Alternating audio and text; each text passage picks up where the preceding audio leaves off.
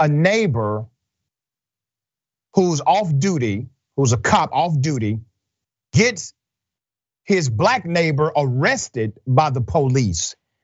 Here's some of that video. Don't make me come in that house. I will come in that house. I will come in that house. Get out here now. Do it now. Do it now. You think I'm gonna argue with you? I'm gonna tase your ass. Now come out here and talk to me, God damn it. Sit your ass down. Why you yelling? Stop yelling at me first. Because you're taking off from me. No, you start yelling at me. I said come here, you said no. Sit your ass down, do it now. Pull your ID out. Pull your ID out. Can I get a second? I'll give you 2 seconds. I didn't do nothing. All I came here to do was to talk to you. Now, That's how you talk to people?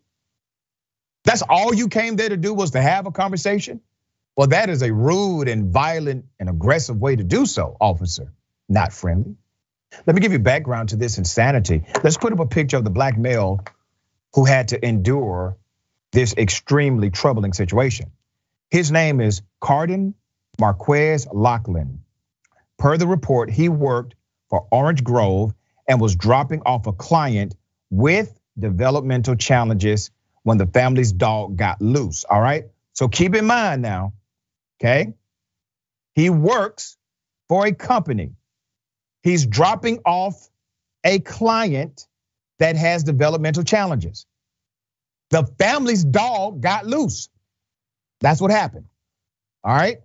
Locklin, Mr. Locklin ended up chasing the dog down. Good guy. He's chasing the dog down onto off-duty police officer Andrew Carter's property. Now remember, this is not his dog. He's trying to help the family. He's a good guy. He runs after the dog. Let me get him. I got him. The dog ends up going onto a property. He runs into the property trying to save the dog. That property happened to be a cop. Put up the picture of the cop. All right. He goes into Officer Carter's property. An exchange between the two men followed, leading Officer Carter to call the police on the black male who's simply trying to save the dog. Okay. Let's keep his picture up. According to the body camera video provided by Locklin's attorney, both Locklin and Carter accused each other of making threats. Locklin admitted to threatening Carter only because Carter threatened him first. I truly believe that. Carter has denied it. This is the first 45 seconds. We just saw the first 45 seconds. That's what you reviewed of the responding officer who was called to the scene. While the officer, whose name is Sam Roytatcher, was hostile to Locklin, he later asked Carter which charge he thinks fit what happened here. He said, "I'll do whatever you want done. You're the Vic." All right, that's, keep in mind now, you got a 1-2 corruption combination. Black man does nothing illegal. He has done no crime, committed no criminal offense. Cop calls his buddies. Well, I got something for you. He calls 911. Cop gets there, the other cop gets there, basically calls him everything but boy. And then says to the off-duty officer, "You tell me what you want me to do with him. You're the victim." Victim of what? There's more. Carter responded by saying he'd like to prosecute for aggravated assault, something that didn't even happen, which is exactly what Mr. Locklin was arrested and charged for. Never happened. Now Locklin's attorney is trying to get the charges dropped. This is what he said to Channel 9 reporters. Locklin's attorney tell us he believes East Ridge Police's response was uncalled for, and he questions why body camera video would not start immediately. In response to this, the East Ridge Police Chief said he would not comment on the situation until he decides if there should be an internal investigation. Really? So he doesn't have enough evidence to realize there needs to be an internal investigation. Due to the arrest of this young black male, he no longer has his job at Orange Grove.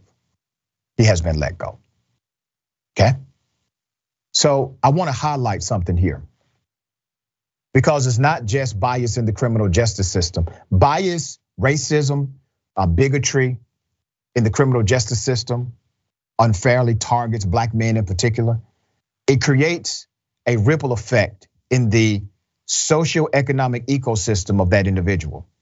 Now, because of this bias targeted at him, he no longer has his job. Because he no longer has his job, he's no longer able to support himself nor his family.